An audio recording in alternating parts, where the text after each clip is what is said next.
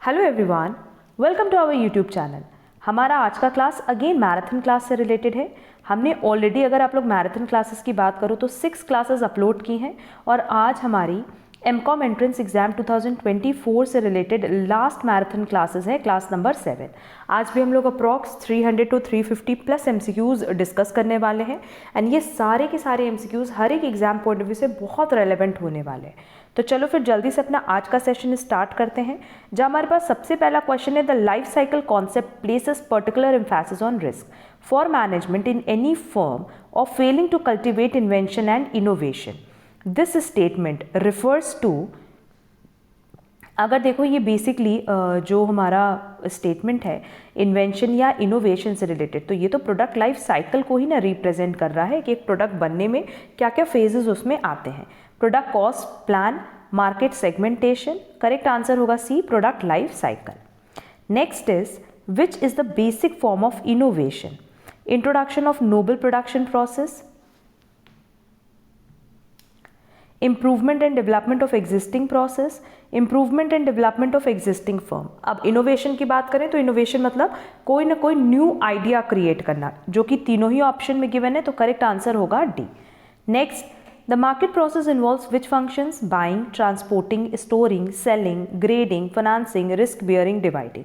अगर हम लोग मार्केट प्रोसेस की बात करें तो ये सारे के सारे ही फंक्शंस इन्वॉल्व होते हैं मार्केट प्रोसेस में, दैट इज करेक्ट आंसर होगा D, all of these. Next, 1404 cut कर देना क्योंकि ये क्वेश्चन ना इनकम्प्लीट है। नेक्स्ट, पीस ऑफ मार्केटिंग दिया है और उसके एलिमेंट्स दिए हैं। अगेन आपको मैच द फॉलोइंग के थ्रू बताना है कौन सा सीक्वेंस करेक्ट है। प्रोडक्ट, अगर प्रोडक्ट की बात करें तो वारंटी होगा, प्राइस में क्रेडिट फैसिलिटी होगा, प्रमोशन में पर्सनल सेलिंग होगा और प्लेस में फैक्ट्री लोकेशन होगा, तो करेक्ट आंसर होगा A. Next, again match the following है, basis of segmenting industrial market और फैक्टर्स दिया हुआ है, देख लेते हैं। फिजिकल की बात करें तो ये बेसिकली साइज ऑफ इंडस्ट्री से रिलेटेड है। ऑपरेशनल की बात करें तो logistic policy, purchases, lobby status, situational, specific order. यहां पे भी हमारे पास ऑप्शन ए करेक्ट है। नेक्स्ट, मार्केटिंग सब प्लान्स दिया है और फैक्टर्स दिया है। बेस लाइन रिसर्च, ये मार्केट सेगमेंटेशन से रिलेटेड होता है। टेक्निकल प्लान, इसमें ब्रांडिंग की बात करते हैं। ऑर्गेनाइजेशनल प्लान में डिस्ट्रीब्यूशन की और कंटिजेंसी प्लान में मार्केट एक्सपेंशन की। इसका करेक्ट आंसर होगा बी। ये सब सीक्वेंस में ही करेक्ट आंसर दिया हुआ है। नेक्स्ट, बेस लाइन रिसर्च, ये कस्टमर सर्विस से रिलेटेड है। टेक्निकल प्लान पैकेजिंग से रिलेटेड है। ऑर्गेनाइजेशनल प्लान रेगुलेशन से रिलेटेड है और कंटिजेंसी प्लान रिस्क मैनेजमेंट से रिलेटेड है, तो अगेन इसका करेक्ट आंसर होगा ए। नेक्स्ट, हमारे पास ऑथर्स दिए और वेरिएबल्स दिए, आपको बताना है कि कौन सा वेरिएबल किस ऑथर ने लिखा है, तो देख लेते हैं। हमारे पास बिल बिशॉप है, अगेन ये strategic marketing for the digital age से रिलेटेड है। D bird, common sense direct marketing, Daniel online marketing and report managing is a market space, तो अगेन यहाँ अगर देखा जाए तो हमारे पास ऑप्शन ए करेक्ट है। ये सारे के सारे सीक्वेंस में ही दिए हुए हैं। नेक्स्ट क्वेश्चन कट कर देंगे, irrelevant question exam point of view से। देन नेक्स्ट क्वेश्चन में देखो थिंकर्स एंड कंट्रीब्यूशन दिया है। मैसन एंड रैथ, इन्होंने दिया है मार्केटिंग एंड डिस्ट्रीब्यूशन का कॉन्सेप्ट। कॉन्डिफ ने दिया है बेसिक मार्केटिंग। स्टैंटन ने दिया है fundamental of marketing and James Stephenson ने दिया है principle and practice of commerce, जो कि ऑप्शन बी में दिया है। नेक्स्ट, एलिमेंट ऑफ मार्केटिंग है, फीचर्स पूछा है, बहुत सिंपल क्वेश्चन है। अगर हम लोग प्लेस की बात करें तो प्लेस वेयरहाउस से रिलेटेड है। प्रमोशन पब्लिसिटी से, प्राइस मार्जिन से, प्रोडक्ट ड्यूरेबिलिटी और क्वालिटी से, तो as per given option correct answer है सी। अब देखो अगेन हमारे पास कुछ असर्शन एंड रीजन से रिलेटेड क्वेश्चन है जो कि एग्जाम पॉइंट ऑफ व्यू से रेलेवेंट है। लिखा है कि selling is important not merely for increasing the profit of businessman but also for making goods and services available to the consumer in the society. Yes, अगर selling की बात करें तो ये रेलेवेंट है। It is a process whereby goods and services finally flow to the consumers who need them and the firm perform its functions and distributing its products among consumers. Selling की बात करें तो selling के through या advertisement के through ही तो ये possible हो पाता है ना. तो असर्शन भी करेक्ट है, रीज़न भी करेक्ट है और रीज़न जस्टिफाई कर रहा है असर्शन को, इसीलिए as per given option correct answer होगा D. Next, marketing occupies an important position in the organization. Yes. Marketing is a function of business concerned with creation of a consumer. Yes. But अगर देखा जाए तो reason और assertion का कोई आपस में लिंक नहीं है, बट दोनों ही स्टेटमेंट करेक्ट है, इसलिए करेक्ट आंसर होगा A, both are true. Next, marketing research does not normally gather environmental information, provide a continuous source of information. No. अगर आप मार्केटिंग रिसर्च की बात करो तो टाइम टू टाइम जो भी आपकी रिसर्च है उसके बेसिस पे अलग अलग इन्फॉर्मेशन आप विड्रॉ कर सकते हो. तो करेक्ट आंसर होगा B.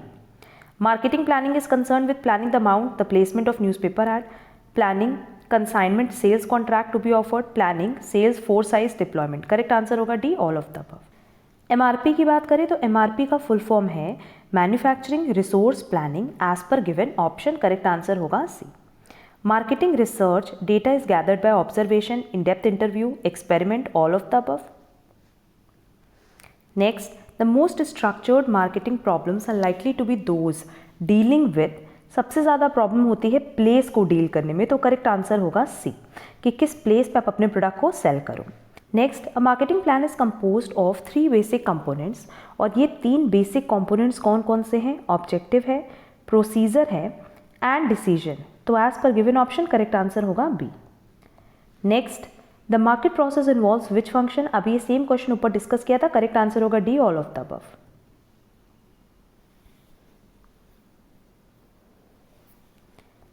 Next, philosophy of marketing. अब फिलॉसफी ऑफ मार्केटिंग इनमें से किससे रिलेटेड है हमें ये बताना है.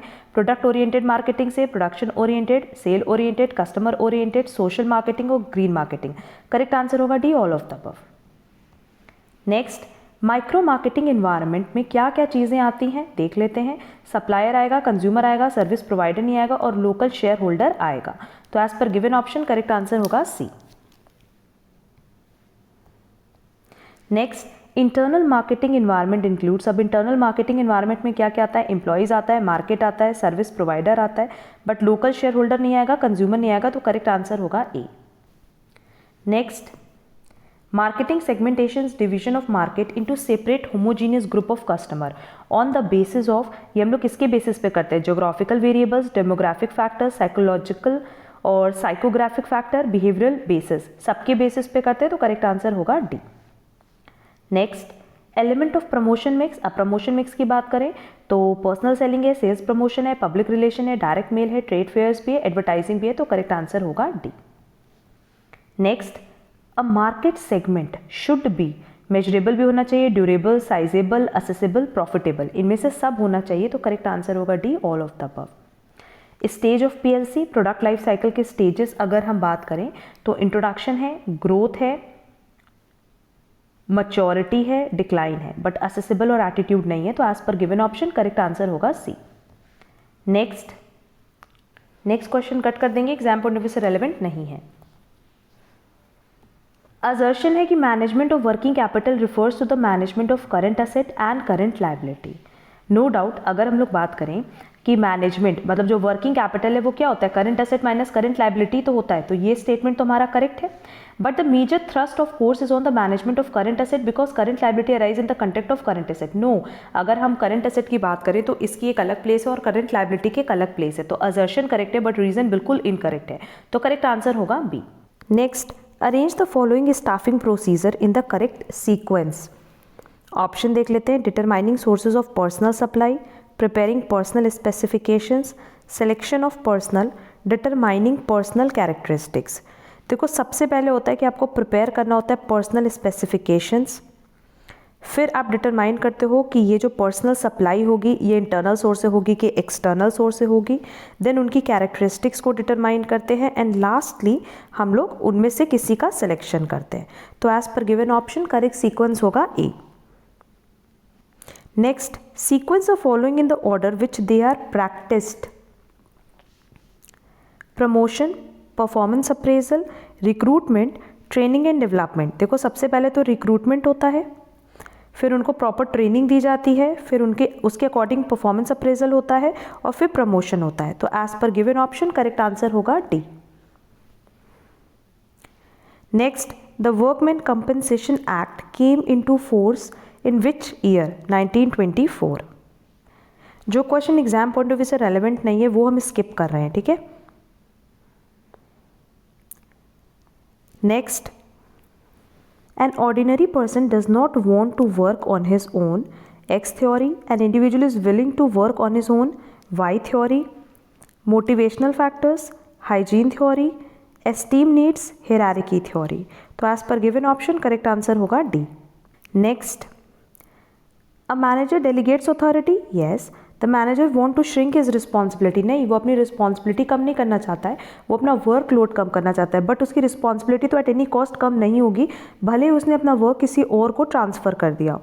तो as per given option correct answer होगा सी, कि असर्शन तो करेक्ट स्टेटमेंट है बट रीज़न बिल्कुल फॉल्स है। Next, the authoritarian leadership style goes with theory X. Effective supervision is an activity of organisation function, staffing function, control function, direction function. Supervision की बात करें तो ये डायरेक्शन फंक्शन से ही related होता है। Next, general and industrial administration, Taylor, shop management, Weber, economy and society, Mooney and Reiley, principle of organisation. तो as per given option correct answer होगा D. Which among the following has not started commercial banking? SIDBI, IDBI, ICICI, UTI। Last तीन ने तो already commercial banking start कर दी है, but SIDBI ने अभी तक स्टार्ट नहीं की है कमर्शियल बैंकिंग, तो करेक्ट आंसर होगा A. Next, what is OPT in credit card transaction? ये OPT नहीं है, ये OTP है, that is one time password, that is correct answer होगा C. Next, the powers of controllers of capital issues. Capital issues के जो controllers हैं वो है SEBI, that is stock exchange board of India. Correct answer होगा B. Next, which one of the statement is not true? Institutional infrastructure facilities makes intelligence. STC is the chief canalising agent for export and import. EPO organizes trade fairs and exhibitions. Letter of credit does not indicate that the bank will pay the value of imports to the exporter। बल्कि letter of credit में हमने बताया भी था कि एक bank दूसरे bank को पे करती है और यहाँ पे इम्पोर्टर एक्सपोर्टर का रिलेशन होता है। तो करेक्ट आंसर होगा डी की ये स्टेटमेंट करेक्ट नहीं है। Next, which one is not finance company? Hire purchase finance company, IRDA, mutual benefit finance companies और कंपनीज लोन। ये तीन तो फाइनेंस कंपनी है, बट IRDA ये बेसिकली क्या है? इंश्योरेंस से रिलेटेड है, ये कोई फाइनेंस कंपनी नहीं है। तो करेक्ट आंसर होगा B. The securities and exchange board of India that is SEBI was not interested in the function of investor protection में होते हैं, इंश्योरिंग फेयर प्रैक्टिसेस में होते हैं, प्रमोशन ऑफ एफिशिएंट सर्विसेज में होता है, but improving the earning of equity share holder ये इनका मोटिव नहीं होता है। तो करेक्ट आंसर होगा D. Next, which one is not non marketable securities? Corporate securities, bank deposit, deposit with companies, post office certificate deposit. Non marketable पूछा है तो करेक्ट आंसर होगा A, corporate securities. Next, which one of the following is not an instrument of credit control in the banking system? Open market operation है, cash reserve ratio है, SLR है, bank rate है, but tax rate नहीं है। तो correct answer होगा C. Which of the following is not a function of rural bank? To accept deposit, to waive loans, to grant advances, to supply input of farmers. No, farmers से related कोई काम rural bank नहीं करता, basically वो focus कौन करता है? नाबार्ड करता है। तो करेक्ट आंसर होगा D. Next, from which date have all banks started sharing their ATM force of cost for transaction? वो डेट थी 1 अप्रैल 2009 और हमारे पास ऑप्शन दिया हुआ है B. Next, which of the following is not the fund based business of commercial bank? DP operation, loan, deposit, depositing bills, ये तीन तो फंड बेस्ड बिजनेस है, बट DP ऑपरेशन नहीं है। DP ऑपरेशन मतलब डिपॉजिटरी पार्टिसिपेंट की बात कर रहा है। तो करेक्ट आंसर होगा A. Next, banking in India has its origin as early as Vedic period. Correct answer होगा A. Next, the maturity period of treasury bill is, अब देखो अगर हम लोग ट्रेजरी बिल की बात करें तो इसका जो मैच्योरिटी पीरियड है 14 डेज का भी होता है, 91 डेज का भी होता है, 182 डेज का भी होता है, एज वेल एज 364 डेज का भी मैच्योरिटी पीरियड होता है। और क्योंकि हमारे पास 91 एंड 364 दोनों ऑप्शन दिया है तो करेक्ट आंसर होगा सी। नेक्स्ट, ब्लू कार्ड का मतलब क्या होता है? Credit card no, debit card no, a proposition of EV to attract highly qualified professional from other countries. Correct answer होगा C. The merger of Dash and Dash was the first M&A activity. M&A activity मतलब merger and acquisition की बात कर रहा है और पहला किसका हुआ था? ICICI and ICICI बैंक का। तो करेक्ट आंसर होगा C. Next, the first development bank IFC was established in, अब IFC की अगर हम लोग बात करें तो ये एक स्टैट्यूटरी कॉरपोरेशन है, इसका फुल फॉर्म है industrial finance corporation of India और ये एस्टैब्लिश्ड हुआ था 1948 में। तो करेक्ट आंसर होगा ए।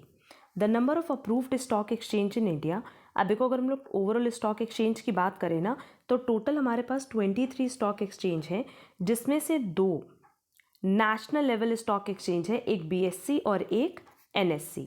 इसके अलावा बाकी जितने भी बचे 21 बचे ना वो है रीजनल स्टॉक एक्सचेंजेस। ठीक है, क्योंकि हमारे पास गिवन ऑप्शन में 21 दिया हुआ है तो हम ये मान सकते हैं कि यहाँ पे BSE NSE की बात नहीं कर रहा है, बट जो टोटल अप्रूव्ड स्टॉक एक्सचेंज है वो 23 ही होगा, तो यहाँ ऑप्शन E ऐड कर लेना 23।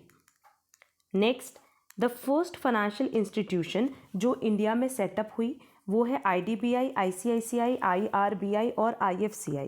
देखो IDBI इस्टेब्लिश्ड हुआ था 1964 में, ICICI हुआ 1994 में, IRBI हुआ 1971 में और IFCI हुआ 1948 में। तो नो डाउट करेक्ट आंसर क्या होगा? IFCI की पहला फाइनेंशियल इंस्टीट्यूशन जो इंडिया में सेटअप हुआ, तो करेक्ट आंसर होगा D. Next, which needs come last in the Maslow's need hierarchy, ये बैंकिंग का पार्ट नहीं है बट इसलिए बैंकिंग के क्वेश्चंस में आ गया है। इसका करेक्ट आंसर होगा B, self actualisation. E banking ये सिनोनिमस है इंटरनेट बैंकिंग के, तो करेक्ट आंसर होगा B. Next, NABARD has been established, किसके रिकमेंडेशन पे ये इस्टेब्लिश्ड हुआ था? Talwar committee, Tandon committee, Narasimham committee और शिवरमन कमेटी। ये इस्टेब्लिश्ड हुआ था शिवरमन कमेटी के रिकमेंडेशन पे एंड बेसिकली इसको सेटअप किसने किया था? RBI ने। तो करेक्ट आंसर होगा D. Reserve bank of India ये बेसिकली क्या है? एक बॉडी कॉर्पोरेट जिसका अपना परपेचुअल सक्सेशन होगा एंड कॉमन सील होता है। Next, the most important reason for an investor to go for a bank deposit is a credit worthiness of the bank. The bank does not invest in the securities, the bank offers a guarantee. Correct answer होगा ए। आप किसी भी bank में जब आप invest करते हो तो आप उसके क्रेडिट वर्दनेस को कंसिडर करते हो। NABARD has taken over the entire function of, अब देखो 1982 में जब नाबार्ड बना ना एस्टैब्लिश्ड हुआ तो उसने किस किस का फंक्शंस अपने में टेक ओवर कर लिया? ARDC का, that is agricultural credit department. RPCC of RBI है, ये basically rural planning and credit sale की बात कर रहा है, एंड ACD ऑफ RBI। तो ACD है एग्रीकल्चरल क्रेडिट डिपार्टमेंट। ठीक है, इन तीनों का ही काम टेक ओवर किया नाबार्ड ने, तो करेक्ट आंसर होगा D, all of the above. Next, the commercial banks in India are governed by, commercial bank को कौन गवर्न करता है? Banking regulation act 1949। Next, which of the following limits the power of credit creation by commercial banking? Physical policy, banking loan, business possession और none of the above. Correct answer होगा none of the above, क्योंकि ये तीनों ही limit नहीं करता credit creation को। Next, which one of the following is the main objective of UTI, that is Unit Trust of India? To mobilize the saving of high income groups? No. To mobilize the saving of low and high income group. Unit Trust of India का काम तो यही है ना, क्योंकि basically आप इनकी एक यूनिट भी परचेज कर सकते हो, तो जो low and high income group है उनकी सेविंग को इकट्ठा करना, मोबिलाइज करना। Next, minimum alternate tax under section 115 JB of income tax act, ये किस पे एप्लीकेबल है? Only on certain companies. Imperial bank was established on 27 January 1921 और ये किसके एडवाइस पे बना था? JM कीन्स के, दैट इज करेक्ट आंसर होगा A. Next, in India the commercial banks are given licence of operation bye, किसने कौन लाइसेंस देता है कमर्शियल बैंक को? Reserve bank of India, that is correct answer होगा सी। ये पॉइंट्स लर्न करने के हैं, सब साथ ही साथ लर्न करते चलना।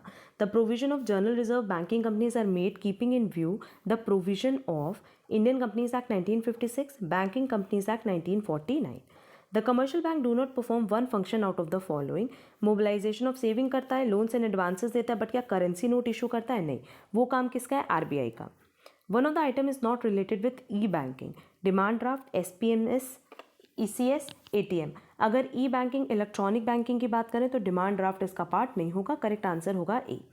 विच one is not the part of migration to new capital adequacy framework based on the 3 pillar approach, namely minimum capital requirement, supervisory review, market discipline. ये 3 पिलर है बट बुक कीपिंग इसका पिलर नहीं है, तो correct answer होगा D. In India the basic objectives of monetary policy is are, price stability है, price control भी है और रिडक्शन भी है, करेक्ट आंसर होगा D, all of the above. A dash card is basically a payment mechanism which allows the holder of the card to make purchase without any immediate cash payment. No doubt credit card की बात हो रहा है, तो correct answer होगा B. Which of the following is a major of selective credit control? Bank rate policy, statutory CRR, open market operation. यहाँ selective की बात कर रहा है, तो करेक्ट आंसर होगा D, none of the above. और ये सब पॉइंट हमने पहले भी डिस्कस किए हुए हैं। Which of the following statement is false? Nationalisation of commercial bank has achieved its objectives. Prior to nationalization, commercial bank in India was generally concerned with profit maximization only. Nationalization has enhanced the efficiency of commercial bank. Bank nationalization in India was promoted by the necessity of credit facility. देखो जो nationalization है उसकी वजह से सारे के सारे objectives तो आपके fulfill नहीं हो पाए, तो correct answer होगा A. Capital adequacy norms declared in the year 1996, ये किस पे applicable होता है? Only on nationalized banks. Which of the following is used for international monetary transfer? RTGS, NEET और SWIFT. Correct answer होगा SWIFT. Next, in order to control credit and investment, the central bank of a country should, आप क्या करोगे? Security cell करोगे open market में and CRR बढ़ा दोगे। क्यों? क्योंकि आपको क्रेडिट कंट्रोल करना है। तो अगर आप सीआरआर बढ़ा रहे हो तो नो डाउट आपका जो रिजर्वेशन है कमर्शियल बैंक को ज़्यादा से ज़्यादा रिजर्व करके रखना होगा, तो वो लोन के फॉर्म में मार्केट में कम अमाउंट दे पाएंगे। वैसे अगर आप अपनी सिक्योरिटी सेल करते हो, जब आप सिक्योरिटी सेल कर रहे हो तो सिंपली बैंक क्या करिए, सेल करिए सिक्योरिटीज़, तो लोग परचेज करेंगे। जब लोग परचेज करेंगे तो पैसा कहाँ आएगा? बैंक के पास आएगा। Next, India has been witnessing high rate of inflation because public expenditure and monthly money supply both are continuously increasing. Agricultural and industrial sectors have not performed adequately. Both agricultural and administered price have been hiked. Correct answer होगा D, all of the above. Find out the odd one out. अगर odd one out देखें तो reserve bank of India, क्यों? क्योंकि ये central bank है, बाकी सब इसमें कमर्शियल बैंक है। सिडबी कब सेटअप हुआ था? ये सेटअप हुआ था 1990 में and as a whole owned subsidiary of IDBI. यहाँ पे एक और डैश है, ठीक है। रेपो रेट बेसिकली किसको रिफर करता है? ये पॉइंट हमने बहुत बार डिस्कस किया है। ये बेसिकली एक ऐसा रेट है जिसपे आरबीआई डिस्काउंट कराता है। Bills are discounted by RBI. Next, retail banking का क्या मतलब है? Credit facilities extended to retail traders providing personal banking services directly to customer. क्योंकि यहाँ पे हम लोग किसकी बात करते हैं? कमर्शियल बैंक की। The features of the commercial paper are, it is an unsecured instrument, yes. The highly rated corporate borrowers can raise short-term funds. It is an additional instrument to the investing community. Correct answer होगा D, all of the above, क्योंकि ये सारे ही points relevant है commercial paper के लिए। Banking ombudsman may reject the complaint immediately after receipt, after hearing both parties at any stage. ये उनकी मर्जी है, वो किसी भी स्टेज पे आपके किए हुए कंप्लेन को कैंसिल कर सकते हैं। Which of the following entities provide takeout finance to banks envisaged in financing of infrastructure product? Correct answer होगा IDFC. Currency chest balance will be periodically verified by, चाहे तो बैंक के खुद के ऑफिशियल्स कर सकते हैं या आरबीआई के ऑफिशियल्स कर सकते हैं, इसलिए करेक्ट आंसर होगा सी। नेक्स्ट, सेबी बेसिकली क्या है? रेगुलेटरी अथॉरिटी या स्टैट्यूटरी अथॉरिटी, ये दोनों है। Who is a custodian of monetary reserve in India? No doubt central bank, that is reserve bank of India. Who is a fiscal agent and advisor to government in monetary and fiscal matters in India? RBI. Next, nationalization of banks aimed at all of the following except removal of control by a few, provision of control by a few. Correct answer होगा B. ये सब questions learn करने वाले हैं, साथ ही साथ learn कर लेना। The portion of total deposit of a commercial bank which has to be keep with RBI in the form of cash reserve. आप क्योंकि यहाँ कैश रिजर्व की बात किया है तो सीआरआर होगा, करेक्ट आंसर होगा A. SEZ policy in India is motivated by the experience of China, that is correct answer होगा B. Next, in order to control credit, again आपको अगर क्रेडिट कंट्रोल करना है तो आपको चाहे CRR हो चाहे बैंक रेट हो, दोनों को ही बढ़ाना होगा, क्योंकि अगर रिजर्व बैंक इन दोनों को इंक्रीज करेगी तो कहीं ना कहीं कमर्शियल बैंक के पास जो मनी है वो कंट्रोल होगा एंड वो कम से कम क्रेडिट मार्केट में दे पाएगी। तो करेक्ट आंसर होगा C. In order to control credit in the country, the RBI may sell securities in the open market, that is correct answer होगा B. Which bank was incorporated as one of the public sector bank in India during 2004-5? Yes Bank India. The short-term money market comprise the call money market, interbank deposit market, bills rediscounting market. ये सब इसका part है, तो correct answer होगा D. Next, annual report on currency and finance, ये कौन publish करता है? हमेशा RBI। बैंक डिपॉजिट का मतलब क्या होता है? The amount of money standing to the credit of a customer of a bank, a term used by the Federal Reserve to refer to the total deposit of member bank, the amount of money standing on the debit as a customer of a bank। ये तीनों ही correct है, तो correct answer होगा D. Next, which of the following is the latest buzzword among bankers? Social banking, financial inclusion, mass banking. Correct answer होगा B, financial inclusion. Next, which of the following provides financial aid to the developing countries of Asia, Asian development bank? Which of the following statement is true? Option देखते हैं। The currency notes issued by RBI are legal tender throughout the world. The treasury bills are sold by the RBI for raising its working capital. All commercial banks, including those owned by government, do not need a license from the RBI to do banking business. The RBI is a banker to both central and state government. Correct answer होगा D. Next, M. Narasimhan headed the working group constituted by the Government of India, the Committee on the Financial System, the Committee on Banking Reform System। इन सब को हेडिट किया था नरसिम्हन ने, इसलिए correct answer होगा D. Which one of the following is the apex institution in finance sector of India? RBI, no doubt, that is central bank. Chalapathi Rao committee was meant for restructuring of regional rural banks in India, that is RRBs। Next, state bank of India is state bank of India की बात करें तो ये public sector bank है। Next, on which of the following banks the reserve bank of India depends? Reserve bank of India किस पे depend करता है? कमर्शियल बैंक्स पे, तो करेक्ट आंसर होगा सी। नेक्स्ट, हमारे पास मैच द फॉलोइंग पूछा है। Unit trust of India 1964, banking regulation act 1949, imperial bank of India 1921 and NABARD 1982। तो as per given option correct answer होगा D. Next, again match the following है। Reserve bank of India 1935, nationalisation of 14 major commercial bank 1969, nationalisation of 6 commercial bank 1980 and RRBs का होगा 1975। तो as per given option correct answer होगा D.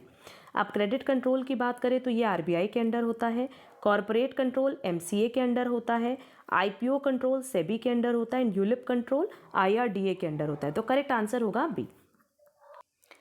Next, selective credit control में आएगा margin variation, फिर encourage credit for desirable USC, ये related है consumer credit regulation से। क्वांटिटेटिव क्रेडिट कंट्रोल, इसमें CRR आएगा और बैंक रेट बेसिकली क्या है? रीडिस्काउंटिंग रेट है, तो करेक्ट आंसर होगा बी। नेक्स्ट, अगेन हमारे पास मैच द फॉलोइंग पूछा है। रिजर्व बैंक ऑफ इंडिया है credit control, EXIM bank basically export import finance देखेगा, SIDBI रिलेटेड है फैसिलिटेटिंग स्मॉल स्केल इंडस्ट्रीज से एंड कैपिटल एडिकेसी है NDA के अंडर। तो करेक्ट आंसर होगा D. Next, RBI notifies CRR under which act? ये section 42 subsection 2 में cover किया गया है, तो करेक्ट आंसर होगा E. The rate at which RBI lends to banks under the liquidity adjustment facility, that is LAF, इस पूरे प्रोसेस को हम कहते हैं repo rate, that is correct answer होगा A. Overdraft granted against no frills accounts in rural and semi-urban areas is classified as 100% indirect advance to agricultural sector। ये सब question learn कर लेना। Vaidyanathan committee report relates to revival of cooperative credit structure। The minimum maturity period in foreign currency non-resident scheme is 1 year। Next, what is the name of the anti-money laundering software of 3i Infotech Limited SEBI is going to implement?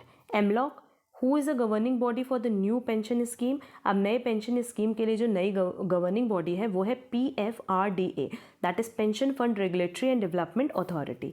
As per given option correct answer होगा D.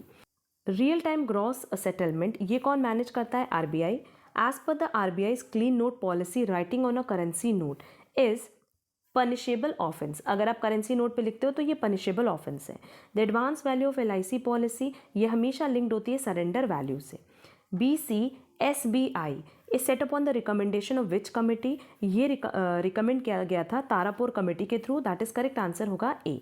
Next, who is the chairman of the working group to review the benchmark prime lending rate, that is BLR, constituted by RBI? Deepak Mohanty. SBI's new training initiative, strategic training unit, is located at Hyderabad. Next, relationship of banker with payee of draft is that of trustee and beneficiary, जो कि option A में दिया है. In term of PMLA, records of cash transaction of rupees 10 lakhs and suspicious transaction are required to be maintained for a period of 15 years, जो कि हमारे पास option C में दिया है. Next, SBI's Archive Center is located at Kolkata. 1st of August of every year, इसको हम कैसे observe करते हैं? As KYC Compliance and Fraud Prevention Day. For foreign bank, priority sector lending target is 32% of the net banking credit. That is correct answer होगा A. Next, Central Stationery Department of SBI ये कहाँ located है? ये located है कोलकाता में. Total number of RRBs now functioning is, अब अगर हम लोग 2023 में बात करें ना तो टोटल 43 ऐसे RRBs बैंक हैं जो कि फंक्शन करें, जो कि हमारे पास ऑप्शन में नहीं दिया है, तो ऑप्शन ई करेक्ट होगा 43. Next, Which section of Banking Regulation Act provides nomination for payment of depositors' money? इसका करेक्ट आंसर होगा section 42. Suspicious transactions report is submitted to CBI, that is Central Bureau of Investigation. Next, what is ASBA in E-Invest? ASBA की बात करें तो यह है all India state bank association. अब देखो यहाँ पे मैच द फॉलोइंग है. Khusro committee to inquire into the various aspects of frauds and malpractices in the banks. Then है गोपरिया कमेटी, ये रिलेटेड है to review the agricultural. Ghosh committee ये related है to look into customer services in to banks in India. And Nayak committee है to examine the adequacy of institutional credit. तो as per given option correct answer होगा D. Next, match the following है. Again देखो हमें year of establishment बताना है. SBI का होगा 1955, सिडबी का होगा 1990, नाबार्ड का होगा 1982 एंड एक्सिम बैंक का होगा 1981. As per given option correct answer होगा डी. अगेन हमें ये बताना है 1903 में मैच द फॉलोइंग, और यहाँ मैच द फॉलोइंग किसके बेसिस पे बता रहे हैं कि कौन किसको मर्ज किया है. ठीक है, जैसे अगर हम लोग 20th सेंचुरी फाइनेंस कंपनी की बात करें तो ये मर्ज हुआ सेंचुरियन बैंक के साथ. बरेली कॉर्पोरेशन बैंक ये मर्ज हुआ बैंक ऑफ बड़ौदा के साथ. सिक्किम बैंक ये मर्ज हुआ यूनियन बैंक ऑफ इंडिया के साथ. टाइम्स बैंक HDFC के साथ, और बैंक ऑफ मदुरा हुआ ICICI बैंक के साथ. तो as per given option correct answer होगा A. Next, main objective of CRR and SLR is to ensure, इनका काम क्या है? लिक्विडिटी पोजीशन ऑफ बैंक को चेक करना, फाइनेंशियल पोजीशन ऑफ बैंक या profit position of bank. Basically इन दोनों का मोटिव क्या होता है? Liquidity position of bank. इसीलिए only first point is correct. Capital adequacy norm ये किस में हेल्प करता है? For strengthening capital base of bank, for sanctioning more loan. देखो स्ट्रेंथन तो करता है कैपिटल बेस को, बट मोर लोन, ज़्यादा लोन सैंक्शन करने में कैपिटल एडिकेसी नॉर्म किसी भी तरीके से हेल्प नहीं करता. तो पहला स्टेटमेंट करेक्ट है, बट सेकेंड स्टेटमेंट करेक्ट नहीं है, इसीलिए करेक्ट आंसर होगा C. Next, with reference to the micro finance institution consider the following statement.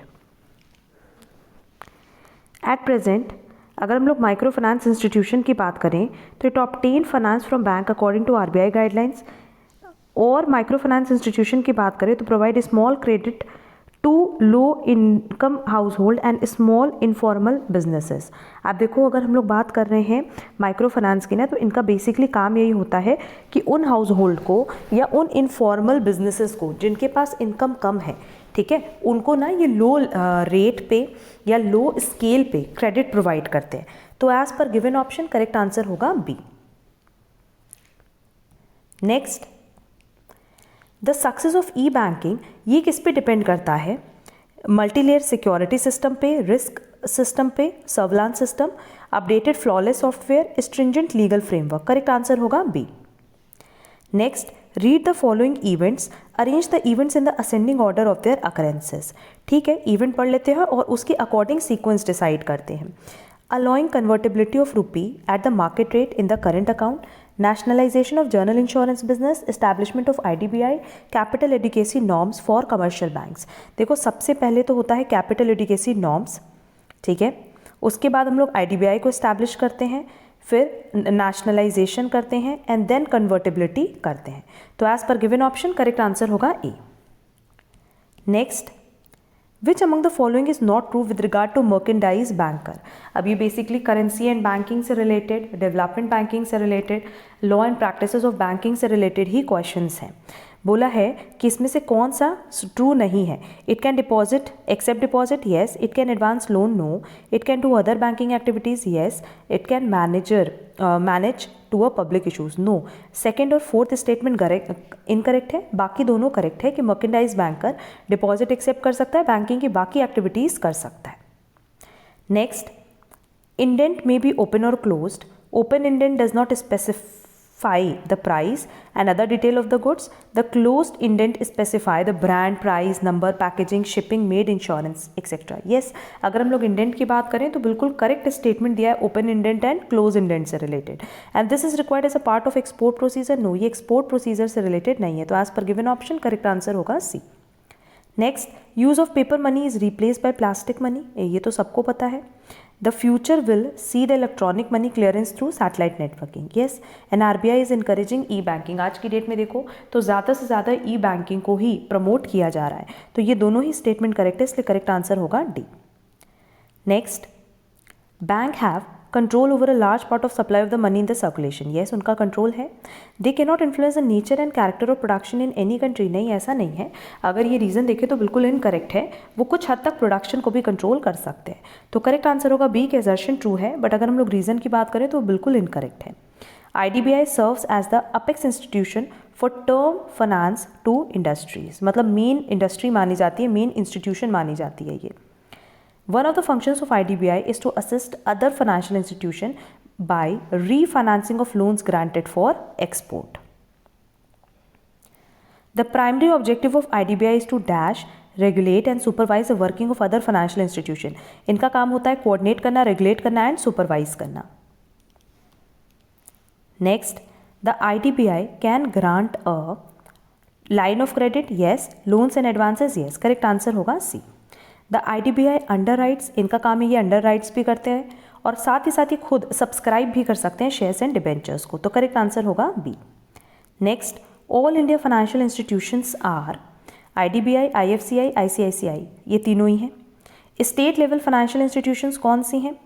SFCs भी है, SIDC भी है और SAIIC भी है। तो करेक्ट आंसर होगा D, all of the above. The importance of SFIs may be attributed to,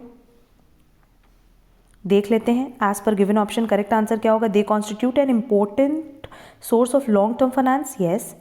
they have played an important role in the development of small scale industry and backward areas के लिए जो project है, and new and small entrepreneurs को भी ये help करते हैं। तो करेक्ट आंसर होगा डी, क्योंकि ये बेसिकली ना स्मॉल लेवल पे जो एंटरप्रेन्योर्स हैं उन्हीं को सपोर्ट करते भी हैं।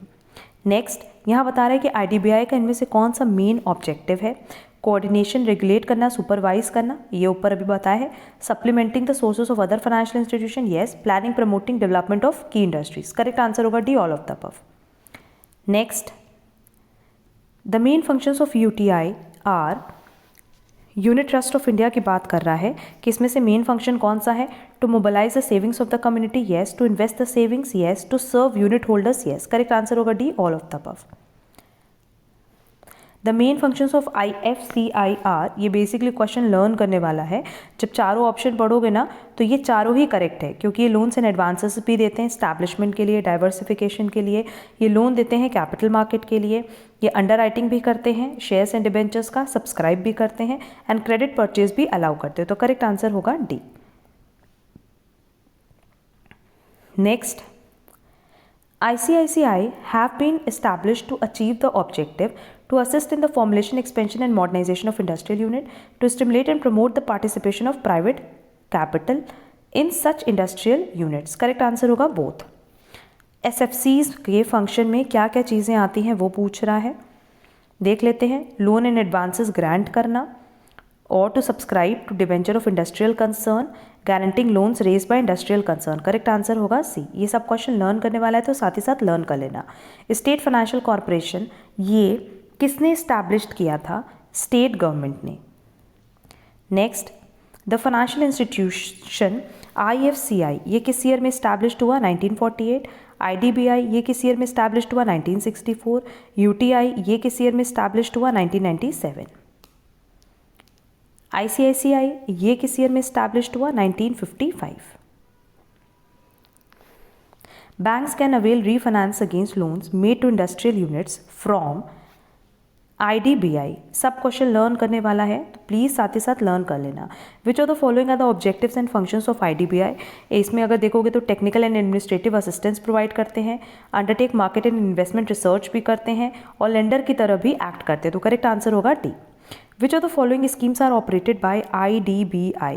Modernisation assistance scheme, technical development fund scheme, equipment finance scheme. ये तीनों ही स्कीम इनके अंडर आती है. तो करेक्ट आंसर अगेन होगा D. Next, with a view to encouraging newer classes of entrepreneurs and bringing about wider dispersion of ownership and control of industrial undertakings, IDBI operates a special scheme और उनकी special scheme का नाम है Seed Capital Assistance Scheme. Which bank was earlier known as the Imperial Bank of India? State Bank of India. Which of the following is a statement of objective? जैसे एक तरह का plan इसमें से कौन सा है? Reduce cost as much as possible, reduce cost by 5%. तो देखो ये एक तरह का प्लान हुआ ना कि कम से कम इतने % से आपको अपना कॉस्ट कम करना है. The concept of scientific management is developed by. Scientific management का कॉन्सेप्ट किसने दिया था? FW टेलर ने. According to Fayol the terms management and administration ये दोनों ही सेम है. Industrial development bank of India is, ये बेसिकली ना होली ओन्ड सब्सिडरी है RBI की. नेक्स्ट, पहला पब्लिक बैंक कौन सा था? Bank of Venice. Next, Italian money lenders were known as benechi और बनाचेरी because they had a lot of money, they had a money bank. Which was the first bank to be established in 1148? Correct answer होगा D, Casa di San Giorgio. The statement of banking definition ये statement किसने दिया था? Heart ने भी दिया है, head ने भी दिया है, किल ने भी दिया है. बस ये है कि सबके स्टेटमेंट अलग अलग हैं. करेक्ट आंसर होगा D, all of these. Next, एक स्टेटमेंट है कि बैंकर इज अ पर्सन और कोऑपरेशन और पूछा है कि ये स्टेटमेंट किसने दिया है? वॉल्टर लीफ ने. How many types of banks are there on the basis of ownership? Ownership के बेसिस पे बात करें तो 2, 5, 3, 4. ओनरशिप के बेसिस पे बात करें तो 4 तरह के बैंक होते हैं और चारों के नाम आप लोग कमेंट बॉक्स में ज़रूर बताना. Next, bank classification according to law are private bank, no, scheduled, non scheduled. Correct answer होगा D. Bank classification is possible according to ownership भी होता है, लॉ भी होता है, फंक्शन भी होता है. तो करेक्ट आंसर होगा D, all of the above. Next, in which year the first central bank in the world was established? पहला एस्टैब्लिश्ड हुआ था 1668 में. Next, in which year saving banks were first established in Hamburg city of Germany? 1765. At present most of the Indian banks are falling under the, किस category में आता है? Chain banking, unit banking, branch banking. Generally देखोगे तो अब सारे ही banks की branches होती हैं, इसीलिए मोस्ट ऑफ द बैंक की जो कैटेगरीज हैं वो आएंगी ब्रांच बैंकिंग सिस्टम में. तो करेक्ट आंसर होगा सी. वो है कि यूनाइटेड स्टैंड्स फॉर, इसका फुल फॉर्म क्या है? United nations committee on tariff and development, united Nations conference on trade and deficit, united Nations conference on trade and development. No doubt correct answer C है. UNCTAD का जो full form है वो क्या है? United Nations conference on trade and development. Next one है which one is called Bretton Woods twins. ये बहुत important question exam point of view से. IBRD and IDA, IMF, IFL, IMF and IBRD. देखो IMF तो सबको पता है और वर्ल्ड बैंक को IBRD के नाम से भी जाना जाता है, इसीलिए करेक्ट आंसर होगा सी कि ब्रिटन वुड ट्विंस का जो मतलब बेसिकली ट्विंस जिसको बोला जाता है उस वो ऑप्शन है IMF and IBRD. Next question है हमारे पास, which one is the source of external finance. External finance के लिए हम क्या प्रेफर करते हैं? WTO funds, world bank group, export credit और फॉरेन डायरेक्ट इन्वेस्टमेंट. हम प्रेफर करते हैं WTO funds. That is world trade organisation funds. Which among the following are important bodies of WTO। देख लेते हैं हमारे पास क्या क्या ऑप्शंस दिए हैं। टोटल हमारे पास 7 ऑप्शंस दिए हुए हैं। देखो, dispute settlement body, NAFTA, trade policy review by body, ASEAN, council for trade in goods, council for trade and GATT. और हमारे पास देखो यहाँ डिफरेंट कॉम्बिनेशंस दिए हुए हैं। तो जो इम्पोर्टेंट बॉडीज़ हैं WTO की वो है ASEAN, council for trade in goods, council for trade related aspects and GATT. ये लास्ट 4 जो है ना, ये बॉडीज़ हैं ऑफ WTO। इसीलिए करेक्ट आंसर होगा डी, कि करेक्ट ऑप्शन क्या होगा 4, 5, 6 and 7। Next, international liquidity comprise which 4 of the following. आपको 4 बताने हैं। तो देखो, सबसे पहला लिखा है gold held by central bank, ये करेक्ट है।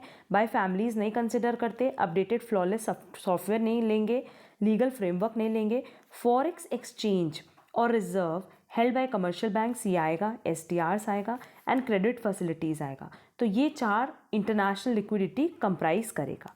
तो एज पर गिवन ऑप्शन, जो आपके पास ऑप्शन दिया है उसमें करेक्ट आंसर होगा सी। नेक्स्ट, अब देखो ये क्वेश्चन हम यहाँ पे कंफर्म कर रहे हैं, पहले भी हमने अपडेट किया है बट इसका आंसर हमने अपडेट नहीं किया था। On the basis of the size and composition of external debt, world bank has classified India as a moderate indebted country. Moderate learn कर लेना क्योंकि यही करेक्ट आंसर है। Next, which of the following is not a mode of foreign capital inflow to India. FBI है, FII है, NRI accounts है। None of these. जनरली ना यहाँ पे नेम होता है नो फ्रिल्स अकाउंट। ठीक है, ऑप्शन में नन ऑफ दीज ही करेक्ट है। अगर नो फ्रिल अकाउंट होता तो नो फ्रिल अकाउंट इसका करेक्ट आंसर होता। Next, the world bank is also known as IBRD, अभी ऊपर बताया, international bank for reconstruction and development. ठीक है। नेक्स्ट, डीकपलिंग का क्या मतलब है। इंडियन मार्केट में be cut off from global market so that it may be affected by global volatility, separating the birds that markets are independent, none of the above. Correct answer होगा A. Decoupling का मतलब यही होता है जब आप Indian market को global market से कट ऑफ करते हो। Next, which of the countries banking have been brought under sanctions by USA recently. Correct answer होगा D, Iran. How many member countries are there in the world customs organisation. अब देखो, world custom organisation में total 185 members हैं, तो correct answer होगा C, 185 members. Next, the balance of payments account is conventionally divided into. Balance of payment को हम 2 तरीके से डिवाइड करते हैं, करंट अकाउंट और एक कैपिटल अकाउंट, और ये हमारे पास ऑप्शन ए में दिया है, इसलिए करेक्ट आंसर ए होगा। Next, the comparative cost theory of international trade, ये किसने डेवलप की थी, हमने बताया भी अपने कॉन्सेप्ट क्लास में, डेविड रिकार्डो ने, और ये ऑप्शन ए में दिया है। Which institution is known as a soft loan window of world bank. World bank का सॉफ्ट लोन कौन कहलाता है, IDA, और ऑप्शन में देखो दिया हुआ है IDA, तो करेक्ट आंसर होगा C. Next, the 21st member to join the G20 is. अब देखो, अगर हम लोग G20 की बात करें तो इसमें 19 कंट्रीज़ हैं, एंड अपार्ट फ्रॉम 19 कंट्रीज़ एक यूरोपियन यूनियन है। तो ये 19 कंट्रीज़ कौन कौन सी है, लर्न कर लेना। Argentina, Australia, Brazil, Canada, China, France, Germany, India, Indonesia, Italy, Japan, Republic of Korea, Mexico, Russia, Saudi Arabia, south Africa, Turkey, United kingdom and United states. ठीक है, और इसमें जो 21st मेंबर आया वो आया श्रीलंका, तो करेक्ट आंसर होगा A, Sri Lanka. Next, the amount of gold reserve currencies and special drawing rights available for the finance of international trade is known as international liquidity, SDR और IMF। इसको हम कहते हैं इंटरनेशनल लिक्विडिटी। यही अभी ऊपर बताया भी था ना कि वो गोल्ड जो सेंट्रल बैंक हेल्ड कर रही है, ठीक है, वो रिजर्व जो कौन हेल्ड कर रहा है, कमर्शियल बैंक, उसको हम इंटरनेशनल लिक्विडिटी में कंसिडर करते हैं। नेक्स्ट, हमारे पास मैच द फॉलोइंग है। वर्ल्ड बैंक किस ईयर इस्टेब्लिश्ड हुआ था, 1944। इंटरनेशनल फाइनेंशियल कॉरपोरेशन हुआ था 1956। इंटरनेशनल डेवलपमेंट एजेंसी या एसोसिएशन हुआ था 1960 एंड एशियन डेवलपमेंट बैंक हुआ था 1966। तो as per given option correct answer है A. Next, Which of the following is a basic objective of the World Bank? To provide social service, to provide financial assistance, to promote economic growth और to eradicate poverty. देखो poverty eradicate करना भी इनका objective है, पर जो ज़्यादा prime objective है वो है financial assistance provide करना. Next, which of the following is not an international financial institution? ये simple है इसलिए बता रहे. करेक्ट आंसर होगा ICICI. In balance of payment account, all goods exported and imported are recorded in visible account. That is correct answer होगा B. देखो कुछ कुछ क्वेश्चंस के आंसर बिल्कुल सिंपल है इसलिए हम सीधे आंसर टिक करा रहे. Foreign exchange and foreign currencies in India, इनको कौन गवर्न करता है? फीमा एक्ट है ना, that is foreign exchange management act 1999. Next, the balance of payment of a country on current account, ये किसके बराबर होता है? ये हमेशा बैलेंस ऑफ ट्रेड के बराबर होता है प्लस नेट इनविजिबल एक्सपोर्ट के बराबर होगा. तो ऑप्शन करेक्ट होगा B. Next, interest payment on loans borrowed abroad are recorded in capital account और करेंट अकाउंट. इसको हम हमेशा करेंट अकाउंट में ही रिकॉर्ड करते हैं. The main objective of international monetary fund was to promote international trade, help economically backward countries, maintain stable exchange rate, promote international liquidity. Correct answer होगा कि ये ज़्यादा फोकस किस पे करती है? इकोनॉमिकली बैकवर्ड कंट्रीज़ को हेल्प करती हैं बेसिकली. वैसे तो ये इंटरनेशनल ट्रेड भी प्रमोट करती हैं बट मेन ऑब्जेक्टिव बी है. Which one of the following theory says that to export was good and to be encouraged but to import was bad and to be discouraged. Correct answer होगा C, factor endowment theory. Next, NAFTA basically किसका example है? Free trade area का. When custom duty is levied according to weight of goods, जब ये weight of goods के basis पे लगता है तो उसको हम कहते हैं specific duty. Next, if a country has deficit in balance of current account, balance of capital account will be, capital account का बैलेंस कितना होगा? देखो करंट अकाउंट का एंड कैपिटल अकाउंट का जब भी आप सम निकालोगे ना तो ये ज़ीरो आना चाहिए. तो अगर करंट अकाउंट का बैलेंस नेगेटिव है तो नो डाउट जो करंट कैपिटल अकाउंट है वो पॉजिटिव होगा, तभी तो ये ज़ीरो आएगा, कटेगा, है ना. तो करेक्ट आंसर होगा B, surplus. Next, the gain from to nation, ये हमेशा किस पे डिपेंड करता है? Domestic barter rate, difference in the domestic barter rate, terms of trade, जिस हिसाब से आप ट्रेड कर रहे हो मतलब परचेज सेल कर रहे हो उसी पे आपका प्रॉफिट डिपेंड करेगा. तो करेक्ट आंसर होगा सी. इंटरनेशनल ट्रेड थ्योरी, ये किसका कॉन्ट्रीब्यूशन था? हेकर होलन का. तो करेक्ट आंसर होगा A, Ohlin. The trade theory of absolute advantage, ये किसने डेवलप किया था? एडम स्मिथ ने. Physical delivery of foreign exchange has to take place in case of, physical delivery हमेशा याद रखना कि स्पॉट मार्केट के केस में होती है. Next, a letter of credit means a bank agreeing to accept and pay on due date. Yes, अगर letter of credit की बात करें तो इसमें यही होता है कि एक्सपोर्टर इंपोर्टर होते हैं और उनके साथ दो और पार्टीज होती है जिनको हम बैंक कहते हैं, वही गारंटी लेती हैं. तो करेक्ट आंसर होगा A, a bank agreeing to accept and pay on due date. Which of the following is a discontent of the title of sale of goods? Certificate of origin, letter of credit, bill of lading, bill of entry. किस में content रहता है? Bill of lading में. Which one is not an objective of IMF? To promote international monetary cooperation है, to ensure balanced international trade है, to finance productive efforts. No, ये इनका काम नहीं, इंटरनेशनल मॉनेटरी फंड का काम ये नहीं है. EPCG का फुल फॉर्म क्या है? इसका फुल फॉर्म है export promotion and credit guarantee. Next, which one of the following matches correspondence to the member and observer countries of the SAARC? देखो ये क्वेश्चन हमने पहले भी डिस्कस किया हुआ है अपनी क्लास में. इसका ना जो करेक्ट आंसर है वो फर्स्ट एंड सेकेंड है, क्योंकि फर्स्ट एंड सेकेंड एकदम करेक्ट मैच है as per SAARC. 8 member nations हैं एंड 9 उनके ऑब्जर्वर्स हैं. ठीक है. Which one is not an international organisation? SAARC है, SM है, एशियन है, बट CBDT नहीं है. ये basically central board of direct taxes की बात कर रहा है. ब्रिक्स में कौन कौन सी कंट्रीज आती हैं?